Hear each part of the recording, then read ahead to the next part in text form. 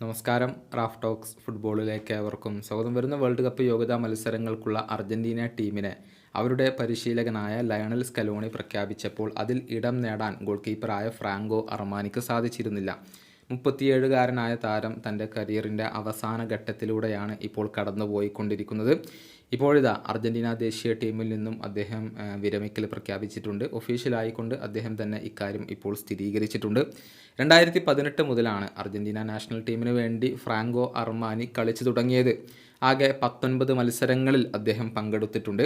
Emiliano Martinez വന്നതോടുകൂടി വേണ്ടത്ര അവസരങ്ങൾ അദ്ദേഹത്തിന് ലഭിക്കാതെ പോവുകയായിരുന്നു. എന്നിരുന്നാലും അർജന്റീന ദേശീയ ടീം സമീപകാലത്ത് സ്വന്തമാക്കിയ നേട്ടങ്ങളുടെ ഭാഗമാവാൻ ഈയൊരു ഗോൾ കീപ്പർക്ക് കഴിഞ്ഞിട്ടുണ്ട് എന്നുള്ളതാണ്.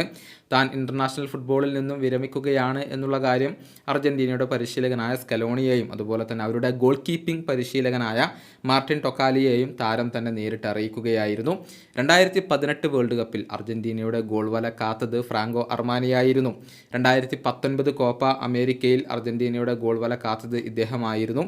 അന്ന് പരാഗ്വെക്കെതിരെ താരം നടത്തിയ ഒരു പെനാൽറ്റി സേവ് അത് ഏറെ ശ്രദ്ധേയമായിരുന്നു. യഥാർത്ഥത്തിൽ സ്കലോണി യുഗത്തിന് തുടക്കം കുറിച്ചത് അവിടെ നിന്നാണ് എന്ന് പലരും വിലയിരുത്തുന്നുണ്ട്.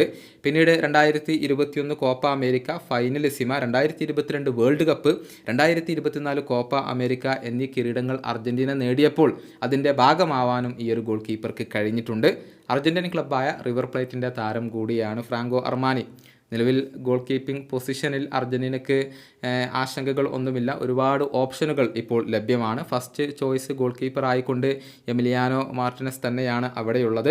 താരത്തെ കൂടാതെ Juan Musso, Walter Benitez, Geronimo Rulli എന്നിവരൊക്കെ ഇപ്പോൾ അർജന്റീനയ്ക്ക് ഗോൾ കീപ്പർമാരായിക്കൊണ്ട് ലഭ്യമാണ്.